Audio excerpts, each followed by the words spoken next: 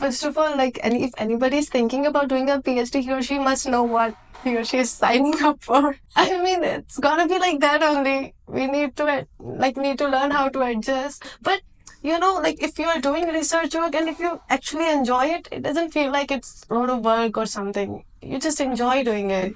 So that we believe that's why everybody say that follow your passion, right? If you're Exactly. working on your passion, Yes. the work life becomes very easy. That Very becomes easy. a part of interest, right? And I believe that physics is your part of interest, right? Yes. So that is how we're managing everything out there.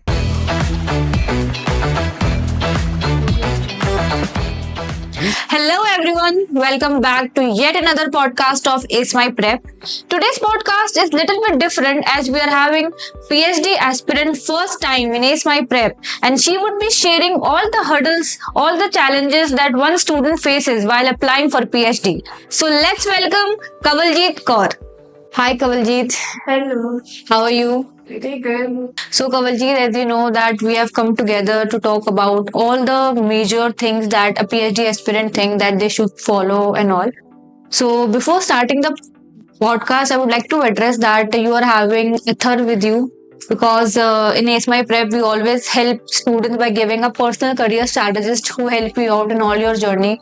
So, like, how has been Athar with you if you would like to tell about him? Yes, he's been pretty great. Like, I came to be in his contact just recently. I think a month ago. Like, before him, there was Kashish mom. She was with me. And even after that, when she left, she always like messaged me, how's it going? How's it treating you? You guys are having conversation or not? Like, she's checking me. That's really sweet of her. And that's wonderful. I had a session just recently. It was pretty great. Like, he shared with me sheets and all, like selecting universities and doing our stuff. Pretty great. That's wonderful. It's all that when you leave the organization also, the bridge that you maintain for your students to make them a little more adaptable towards the new CS, that is all that is measured. Okay. So now coming back to the podcast, we would like to address first of all, Kawaljeet, let help our aspirants know you. Like give a glance about your profile, your background, and what are you looking up to, like everything. Alright, so I'm Kawaljeet from Rajasthan. I've done my bachelor's in physics from University of Delhi. There I came in contact with Professor Samina Kaur. She is my hero. Like, I've done with her one research work. It's related to computational physics. After that only I came to know about theoretical physics, like how great is that? How great is that? So after that, like following on the same footprints, I've done my master's in physics from NIT Agartala. There my thesis was related to quantum field theory. It's all theoretical and mathematical stuff. So I'm just going towards the same path, like theoretical and mathematical. That's even after that, I went to Kolkata and there I worked with Feynman integrals. Right now I'm in Delhi preparing for some exams. But in the back of my head, like I'm doing research work, individual research work too, related to mathematical and theoretical aspects of physics. Okay. Okay, Kawaljeet, now I would like to ask what inspired you to pursue physics as a PhD, right? Like, and why USA? Okay. So it all started with one book, George Secretly to the Universe. I read it in I think when I was 17 or 16 around that time. And that book inspired me. Like after reading that book, I was 100% damn sure what I want to do in my life. It's so life-changing book. And even I forced my brother, you must also read it. Sit with him and make him read that too. Yeah, sometimes it happens. Yes. Something catches you so intensively that you wanted to work on that only. Exactly. So it all started with that, but after that, I came to be in contact with Professor Brian Greene, and he just nailed it. The way he speaks, the way he explains stuff. I was so inspired by him, and still I'm applying to USA just because of him, because he's over there in Columbia, and that's my dream university because of him, because he's there. And my research work also, it's over there pretty good. I totally agree. Columbia is one of the top universities of US, right? So, Kawaljeet, apart from Columbia, like what are the other options that you felt would be an ideal option for you to pursue? University of Amsterdam.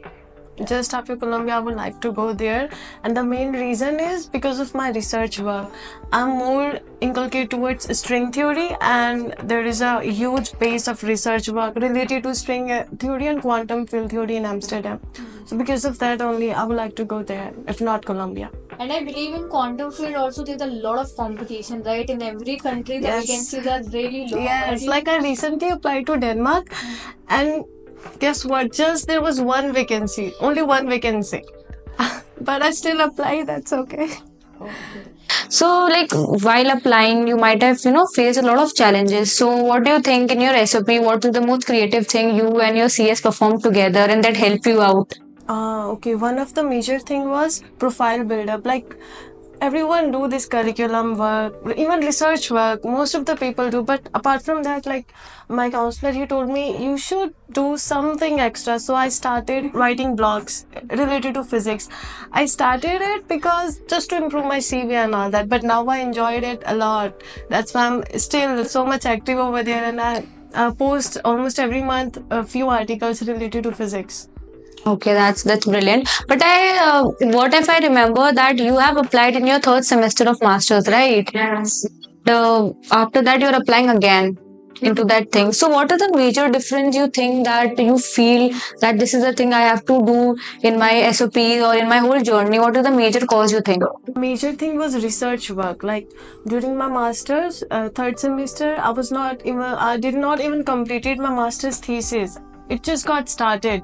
I was not having any research experience at that time, but I still applied. I didn't know like it's gonna be that much competitive, but after loads of rejections, I came to know, okay, let me improve myself. So I've done a lot of research work, my master's thesis, published some papers, done some research work with Berkeley professors too. And after that, I've even published one individual paper just recently, a month ago. So the main thing was improving my research work, because on that basis only they will take. Okay, so what paper you published? Like, if you wanted to give us more detail about it. So my first paper, it was during bachelor's. It's related to computational physics. Okay. And after that, second paper, it's related to my master's thesis. It's all about quantum field theory and like non-Hermitian things. Okay, I won't go in details, but it's related to quantum field theory. And just my recent paper, it's related to Bell's inequality. Like in 2022, there was a Nobel Prize given to some professors because they've proven this Bell's inequality in experimentally. So I've tried to do the same experiment computationally, and I got pretty good results. That's wonderful. So I believe the whole motive would be that the students who are in their master, they should think that they should do a lot of coursework, a lot of research papers, Yes. thesis collectively, Yes. and then they should apply for their Yes, PhD exactly. part, and that can help them out, right? So that is the major challenge you faced, and ideally you recover. Yes. That we totally understand. Next, what I wonder, you said that you have completed your masters from NIT, right? That's a very good institution of India.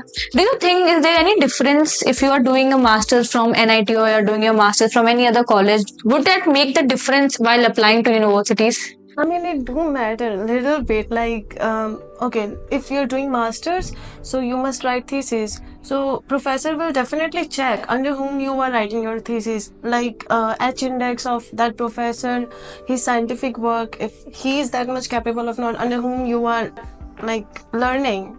So I think that might contribute a little bit. Okay, so that means you wanted to address that all the professors you are working under it, they should have their own virtual index, right? That they're teaching you so that you can have your own reference on that, right? Necessary, but it's quite good if they have. Yeah, because when you're applying for PhD, everything matters. Yes. Every small component Yes. would make a difference and give you an offer letter, Exactly. right? Understood. Okay, what do you think that Kawaljeet, if you're an Indian aspirant, right, and you're not a US aspirant or any other country's aspirant, would that make a difference while applying to any of the country? I would say the major thing they take students on, it totally depends on research work. Like if you know your things, they will definitely take you. But related to funding, I think that do matters. Like if you're Indian, so it might be a little bit difficult to have funding. Yeah. In fundings part, but although I could look up to that you got in every particular field of PhD you get stipend, right, and then you can cover up. But still I believe what actually matters is the funding part. As an Indian also we got Calcutta, that a lot of funding is there. So, Kawaljeet, would you like to tell us more about the things that how are you managing everything? As you are a PhD aspirant, your personal life, you're doing your research paper. So, like, how are you managing the timeline? As you also mentioned, you are also giving a exam entrance of a PhD, right? So, how are you managing it all? First of all, if anybody is thinking about doing a PhD, he or she must know what he or she is signing up for. Signing up for. I mean, it's gotta be like that only. We need to learn how to adjust. But if you are doing research work and if you actually enjoy it, it doesn't feel like it's a lot of work or something. You just enjoy doing it. So that we believe, that's why everybody say that follow your passion, right? If you're Exactly. working on your passion, Yes. the work life becomes That- very easy. That very becomes easy. a part of interest, right? And I believe that civics is your part of interest, right? Yes. So that is how you're managing everything Mhm. out there. Okay. So any tips that you wanted to give for inspiring students that who wanted to pursue PhD? What are the things that they should do and they should not? First of all, they should start early as they can. It's really important because we need to do cold emailing, and sometimes professors took a really long time before responding. You need to again mail them, follow up on that. So it took a lot of time. So start early, and other than that, just like whichever field you are applying, you must have lots of things, like lots of experience related to that. Like research, like for me it's physics, right? So I must have lots of research papers, because for abroad they are only looking at this thing, na, ki if you're having research work or not. So you must have lots and lots of this thing. So just focus on your research work and start early. Start cold emailing every professor you can. Don't hesitate. Hundreds of mails. That what we have to as a company. Yes. Also, like in your case, also we have sent thousands of emails. Yes. The advisors while we in the masters. So हमें जो वहाँ से content मिला था, that was only that कि you have to do a lot in your profile, right? Yes, yes. Course work, publications, thesis, Yes. research work. Yes. So all that compiled help you out to make your Mhm. profile a little more better, right? Yes. And that too you wanted to share with the inspiring students, right? Do a lot of coursework onto that. Yes, exactly. And even do a little bit of extra things. Like I'm writing a blog, so that helped me a lot. Even like when I applied to Denmark, that professor, he got impressed because I was writing blogs. So he even like said, okay, this article was pretty good. Like in the mail, he personally mailed me and told me like it's really good. So I think this is important. Like you must have something extra other than this curriculum thing. Okay, something extra that can also diversify. Yes, yeah? yes, Diversify. yes. Because obviously, I believe in India also we are having that part. The more diverse you're having your part, you can outshine it a lot, Yes, right? yes. So diversity is also important while applying to PhD. Fine. Kavaljit, I believe that the PhD application is a very intense journey, right? And after, in our youth, what happens to me as well when we see a lot of no's, right? So it's very driving fact for us that we feel that it's not going right. So how you manage it all? You're smiling, sitting in front of us, and if I would be in your shoes, I would be a little tense, but you're managing it pretty well. So how are you handling that out? So the major thing is you must know why you got rejected. So if you got to know like why, then you will easily accept it. So I know why I got rejected, just because of my lack of experience. So I just improved in that, and again applying.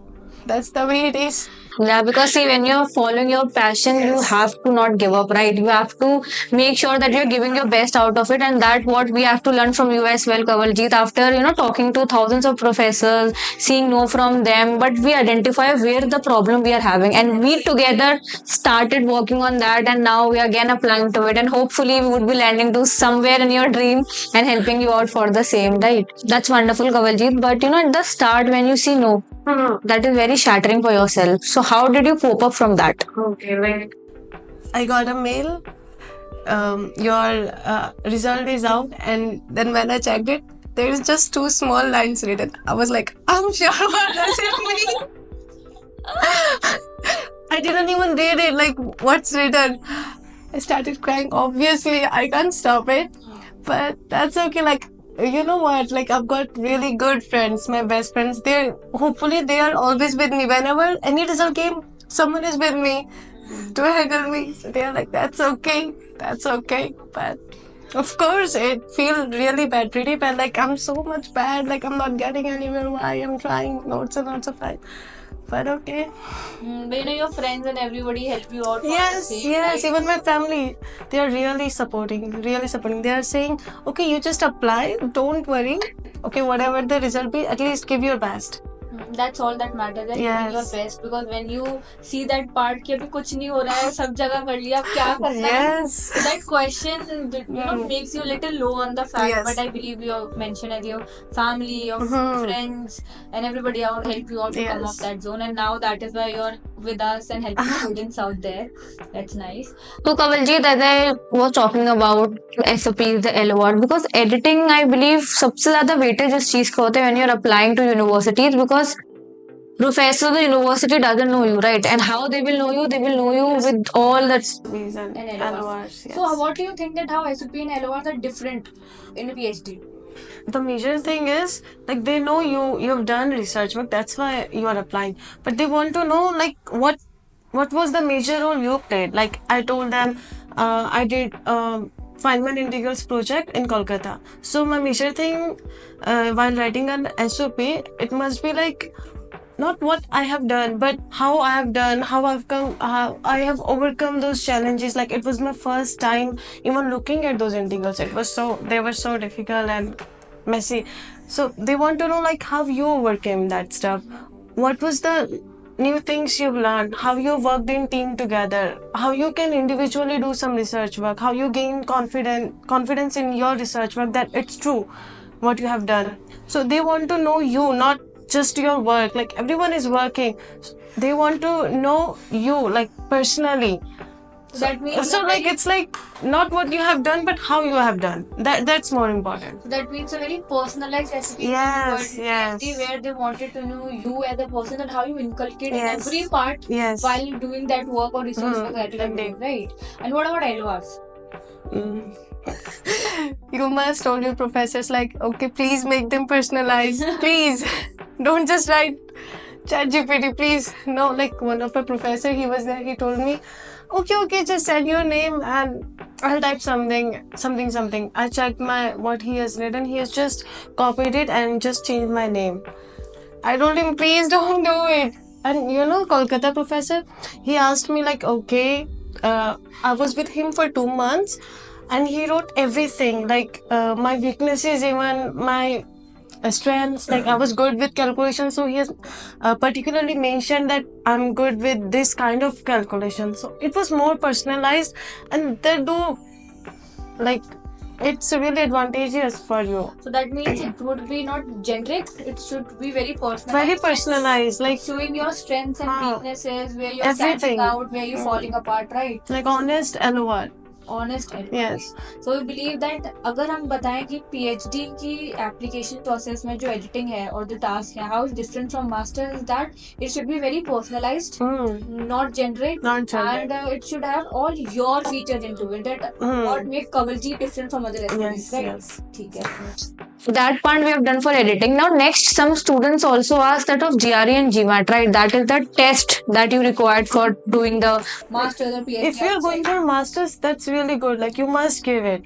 But for PhD, like wherever I've applied, they have mentioned it clearly. No GRE required. If you're having, it won't give you an advantage. Like they have written it particularly, clearly, very well. Like it's not required.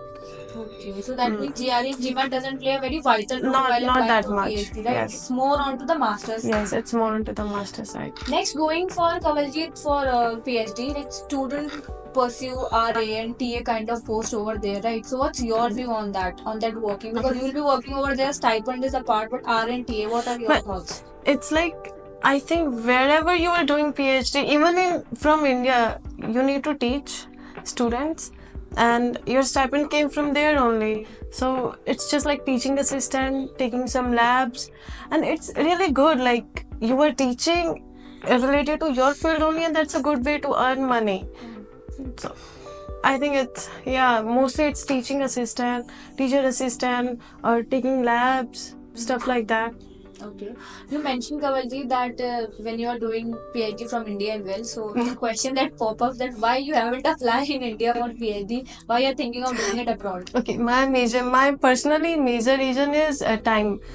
Here in India, it took like 5 to 6 years. So it's a lot of time. I can't give that much time. So like for abroad, it's like 3 years, maximum 4 years. This was the major factor. But apart from that, there was one more thing. Like my major interest is in string theory. I checked in India, there were only 11 professors related. The Only whole 11. India, Yes, in the whole whole India. So of course, there are much more research opportunities outside. Apart from the research possibilities also that you were discussing prior the podcast also, you mentioned that in India you face some difficulty while discussing your event with the students, right? You can't discuss it. I must. With my whole colleagues, I started telling them, okay, I'm writing this article. Did you read about quantum research? They were like, what? Really? Like there were no open discussion, nothing like that. I think in abroad, this thing is much more popular, like open discussions. Handling your waste. It's in this thing. Yeah, because if we can say that in your particular domain, we are only having 11 students, right? 11 professors, sorry, that are inculcated in your things. So how could you discuss it with the students? So I guess more exposure, most intensive talks, and more growth you can see in abroad. We can exchange ideas even after talking only, right? So that is why excellent abroad from India. Right.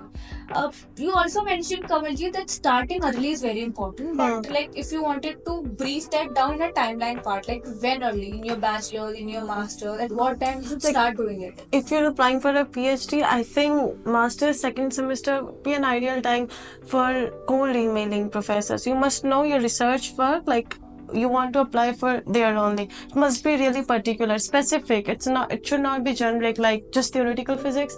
That won't help.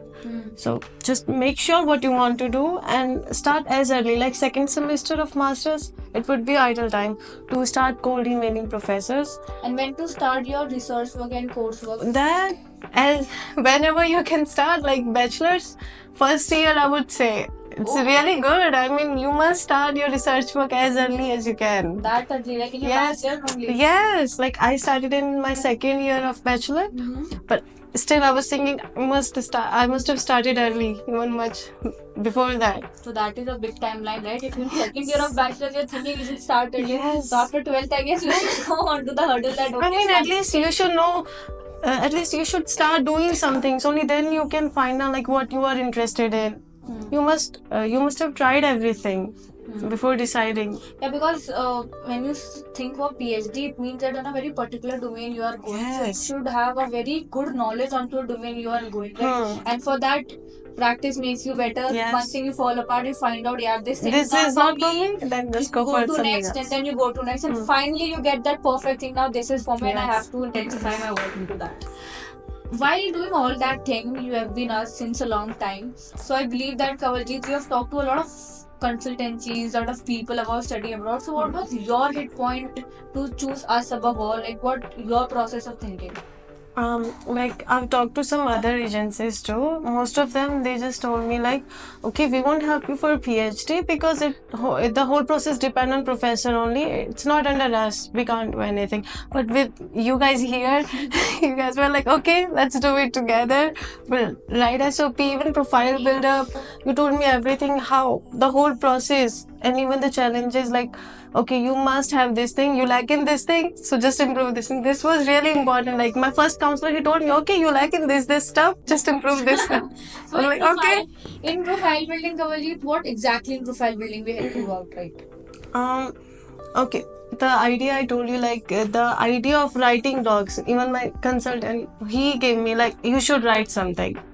That was really important. Even it changed my life. Like now I'm so much active in writing. I enjoyed it a lot. I'm like, why I didn't start it? It's all about that ideas to Yes. make sure that where are you standing out, right? How many strengths are going ahead and taking you out of that zone so Yes. that you can have a very good thing outside as well. That's nice. And anything else that you wanted to say, that how other things also measured, like in terms of SOPs, in terms of applying in your application process as well, in cold emailing, like all that, how does it input Yes, out? like whenever I need to write an email, I'll just text my counselor, hey, can you just check this? She was like, okay, just give me 5 minutes. I'll just do a quick check. She'll check it and I'll send it. It's like she's always with me like 24 hours. Whenever I message her, she'll reply. Oh, that's That really felt like togetherness. Like, okay, she's with me. I'm not alone in a plan. Yeah, you know, here also we feel like that every student is a part of us, right? That is why we always assign a personal career strategy to the student, so that every hurdle in every step, you know, very minute problem also, if you're applying to application, your portal is not opening. Yes. Our counselor is there with us. You don't have to run to so many people. You can just go to him or her and he will help you out in all the process, right? That is the vision that also we are taking ahead with that.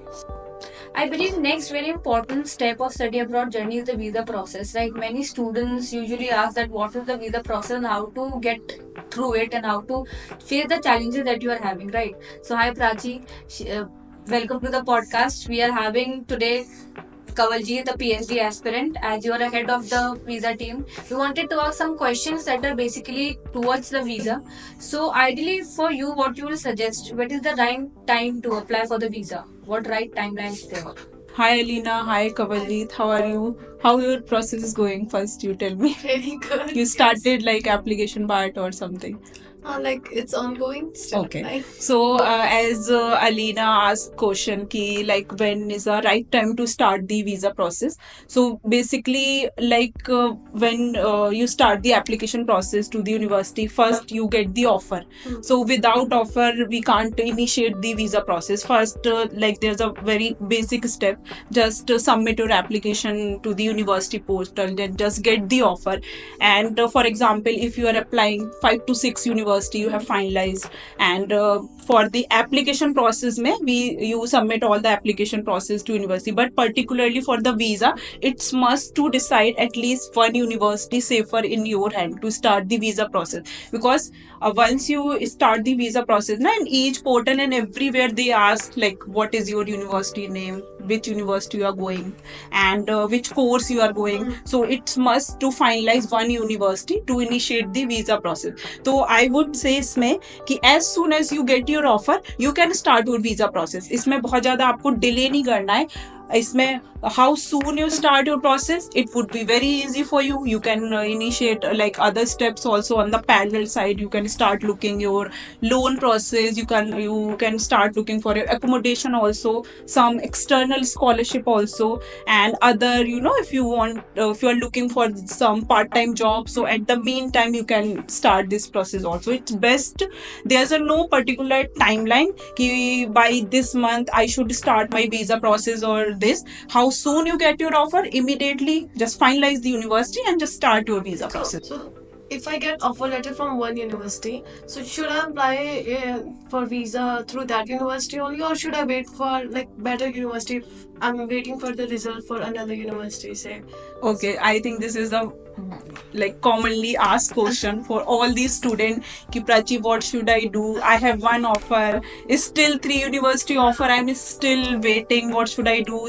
Those offer I'm waiting, these all my dream university, I'm bit confused, like how much should I wait? So isme I would say ki like for example you have one offer from the university.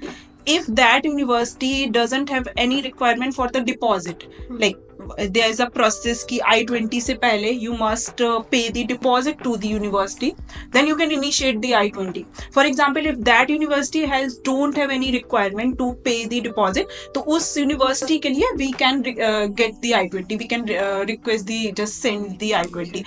For the remaining university, I would suggest ki you should wait. By overall this you so much effort you have put to fill this application and all, so definitely you should wait for all these others offer. And iske liye like we can push mail to university ki if they can release result within 10 to 15 days. Agar wait ke liye to we should wait. For example, if you are going for the September intake, so I think in the month of March or in the first week of April, officially we should enter in the visa process. Okay. Because there's a other thing also, like we have to complete for this visa steps. Okay, I think you get a clarity when should we start. Timeline तो ऐसा कुछ नहीं है, but जैसे अभी I have number of student जो कि there's a very very different type of student जिनके ऑफर सारे ही आ गए हैं, कुछ का एक आया है, कुछ के तो एक भी नहीं आया है. तो मतलब जिनके आ गए हैं एंड दे फाइनलाइज यूनिवर्सिटी, तो हमने उनके स्लॉट भी बुक कर दिए for it's the September intake. तो like all the student have in the different zone, and accordingly we have to think कि what like steps we should take to expedite the process so that student doesn't face any issue for this visa process. And Prachi, apart from that, what are the financial documents that you require while applying for visa? Okay, so Alina and Kavalji, I think this is also a very important step for the visa. Ki what type of financial document we can show to university as well as the visa, and who can sponsor you, and what about the loan and other NBFC से भी what type of loan and scholarship का हम कैसे apply करें. तो I keep it very simple. इसमें USA is a country is bit flexible about your finances कि इसमें like anyone can sponsor हो, anyone में your close relative apart from your parents, sibling, your cousins can also sponsor you, है ना. जैसे आपके uncle भी कर सकते हैं and your father mother के side के relative भी they can sponsor you. And what type of document you can show apart from your savings funds, FD certificate, even PF भी चलेगा, loan of course education loan will also work, but in all these document में there's a one condition should be there कि these funds are unconditional and you can withdraw at any time is needed.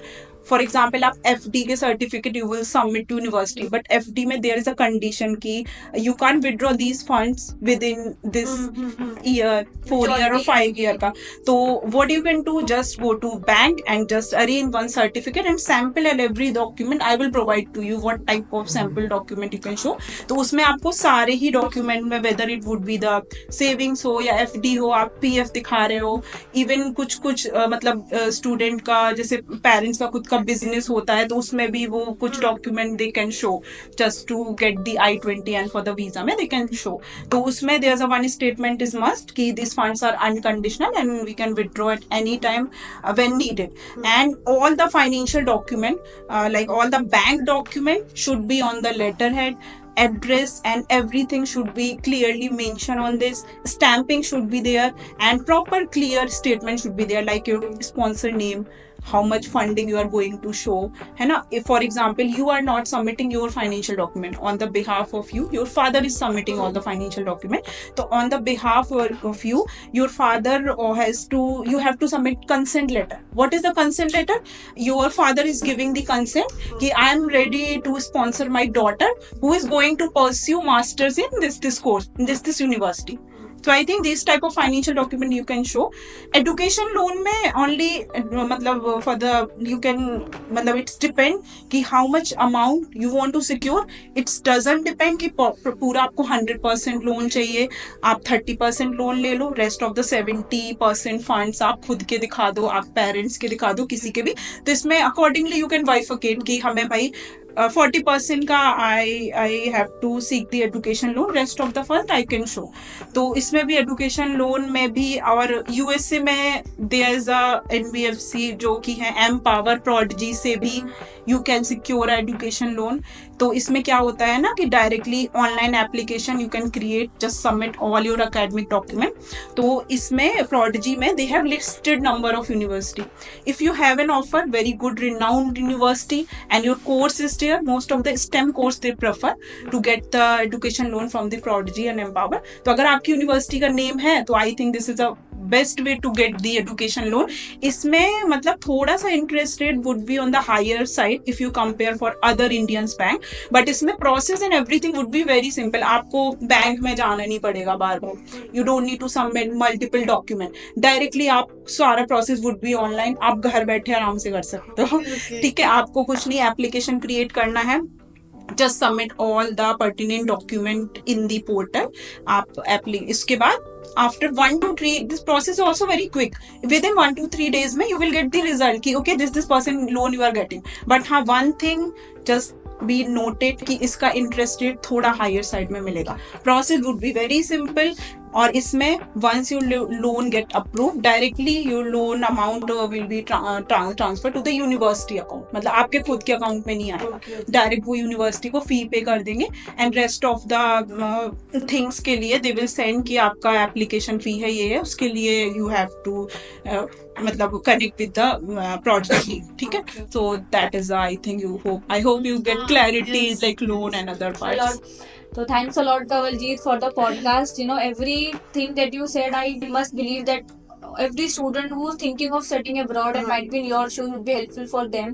They could come out from that and can have that strength that okay, I can also do it, because many of the students have their own nose also that they have listed, right? So now they can hopefully get some strength, Yes. and with their inspiration and all, it helps them out as well. So students, as you know that now some PhD relaxation is also being given, right? In some countries now you don't require a lot of work. For example, we have a student who have joined with us in 2022 and she was applying for horticulture in PhD, but now she have moved. Why? Because she required a lot of research work, a lot of coursework that she has completed, and that takes a lot of time to go ahead. But now the recent update that have been updated into the market is that you don't require a lot of coursework, a lot of research work, but the right strategy, the right inculcation, the right process that you needed is all you require. So if you know more about, if you wanted to know more about PhD aspirations, how PhD works ahead, if you wanted to apply to your dream university, you can come to Smile Prep and you can have a one-to-one consultation with us. Thanks a lot. Thank you, Kawaljeet. Thank you, people, for watching us. And yet we can come ahead with yet another podcast and we can go ahead with that. Thank you.